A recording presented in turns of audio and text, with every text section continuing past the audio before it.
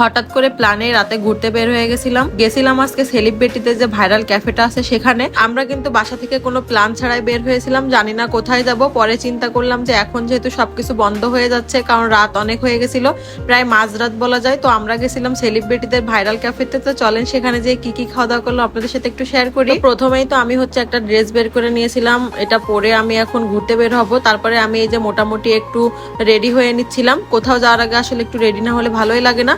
তো এই যে রেডি শেডি হয়ে কিন্তু আমি দাঁড়িয়েছিলাম তার ফোনের অপেক্ষায়। পরে সে ফোন দেওয়ার পরে এই যে আমরা সবাই মিলে গেটে তালা টালা দিয়ে বাসা থেকে বের হয়ে যাচ্ছিলাম। আমাদের বাসা যেহেতু গ্রামের ভিতর, সেহেতু রাতে বের হওয়া আমাদের জন্য একটু সমস্যার হয়ে যায়। তারপরে সে বললো যে সে নাকি গাড়ি নিয়ে আসতেছে আমাদের যেতে।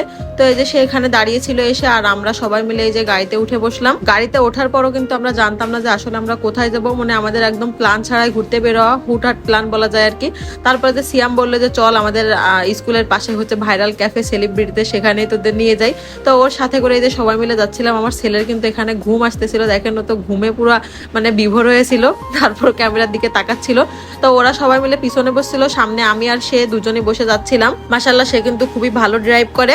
তো এই যে আমরা সবাই মিলে যে গল্প করতে করতে কিন্তু যাচ্ছিলাম। আর ফ্যামিলির সাথে যে কোনো জায়গায় যেতে কিন্তু খুব বেশি ভালো লাগে, আমার কাছে কেন জানি রাত্রেবেলা ঘুরতে যেতে বেশি ভালো লাগে।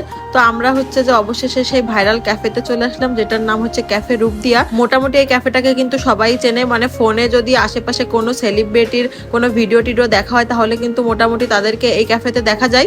তো এই যে এখানে এসে প্রথমে হচ্ছে যে আমরা চটপটি খেয়েছিলাম। ওনাদের এখানকার খাবার নাকি খুবই ভালো, সেটা আমি মানুষের মুখে গল্প শুনেছি, তো ভাবলাম যে আজকে একটু ট্রাই করি। প্রথমেই নিয়েছিলাম চটপটি, আর আসলে আমরা যখন গেছিলাম তখন ক্যাফে হচ্ছে বন্ধ করে দিবে, এজন্য লাস্টে ওনাদের একদম খুবই কম খাবার ছিল।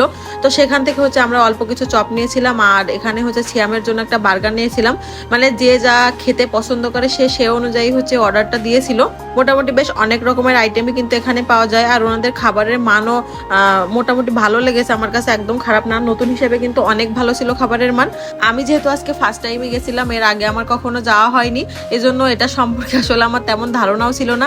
তো এদিকে এই যে আম্মু নিয়েছিল একটা ফালুদা, মানে আম্মুর জন্য আসলে ফালুদা অর্ডার করা হয়েছিল। আম্মু ফালুদা খেতে খুব বেশি পছন্দ করে, আর ওনাদের কাছে ফালুদা, বার্গার, চিকেন ফ্রাই এর বাদে আর তেমন ভাবে কোনো খাবার আইটেম আমি দেখিনি। তো এগুলোর ভিতর থেকে আমরা অর্ডার করছিলাম। এখানে আমি নিয়েছিলাম একটা লাচ্ছি। তো লাচ্ছিটা মোটামুটি আমার কাছে খেতে ভালো লেগেছে, একদম খারাপ না, আবার একদম বেশি ভালো লাগেনি সেটাও বলবো না, মোটামুটি ভালো ছিল। তো যেহেতু বন্ধ হওয়ার টাইমে আমরা গেছিলাম, সেহেতু ওখানে লোকজনও কম ছিল, আর ভিডিও করতেও কিন্তু মোটামুটি বেশ ভালোই হচ্ছিল। তো খাওয়া দাওয়া শেষ করে কিন্তু আমরা আবারও বাসার দিকে চলে যাচ্ছিলাম। আসলে রাত অনেক হয়ে গেছিল, বাসায় যেহেতু কেউ ছিল না, এই জন্য আমরা সবাই মিলে আবার বাসার